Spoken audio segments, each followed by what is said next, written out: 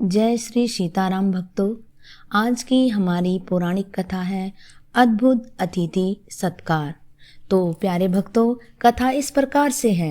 एक दिन एक व्याध भयानक वन में शिकार करते समय पत्थर, पानी, हवा की चोट से अत्यंत दुर्गति में पड़ गया। कुछ देर आगे बढ़ने पर उसे एक वृक्ष दिखा। उसकी छाया में जाने पर उसे कुछ आराम मिला। तब उसे अपने पत्नी और बच्चों की याद सताने लगी। इधर सूर्यास्त भी हो गया था। ठंड के कारण उसके हाथ पैर में कंपन हो रहा था और दांत किटकिटा रहे थे। उसी वृक्ष पर एक कपोत अपनी पत्नी की चिंता में घुल रहा था।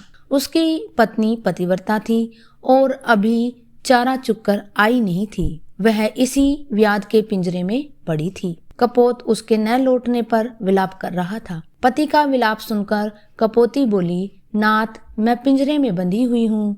कृपया आप मेरी चिंता न कर अतिथि का धर्म पालन करें। यह व्याध भूख और ठंड से मरा जा रहा है। सायंकाल अपने आवास पर आ भी गया है, अतः हमें इसका सत्कार करना चाहिए।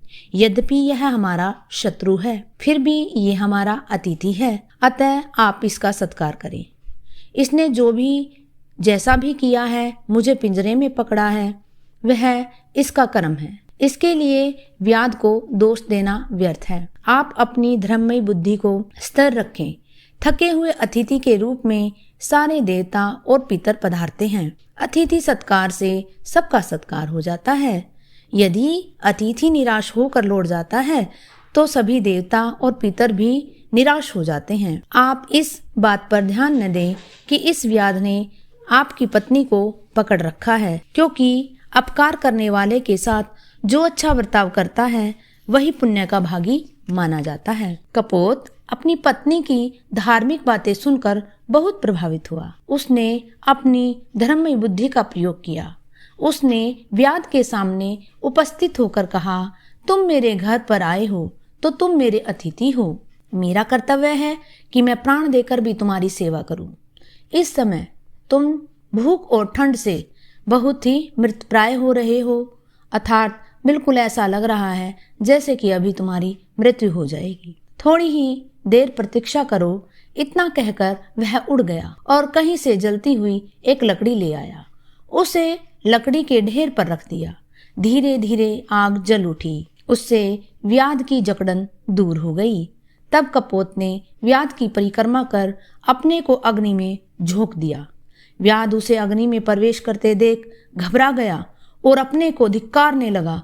फिर उसने कपोती तथा अन्य पक्षियों को पिंजरे से निकालकर छोड़ दिया। कपोती ने भी अपने पति के पथ का अनुसरण किया। तत्पश्चात कपोत और कपोती देवता के समान दिव्य शरीर धारण कर विमान पर चढ़कर स्वर्गलोक की ओर चल पड़े। उन्हें जाते देखकर व्याध ने उनकी शरण ली और अपने उद्धार के लिए उपाय पूछा। इस पर कपोत ने उसे गोदावरी में स्नान करने की बात कही। 1 मास तक गोदावरी स्नान करके व्याध भी स्वर्गलोक को चला गया। गोदावरी का वह स्थान आज भी कपोत तीर्थ के नाम से विख्यात है।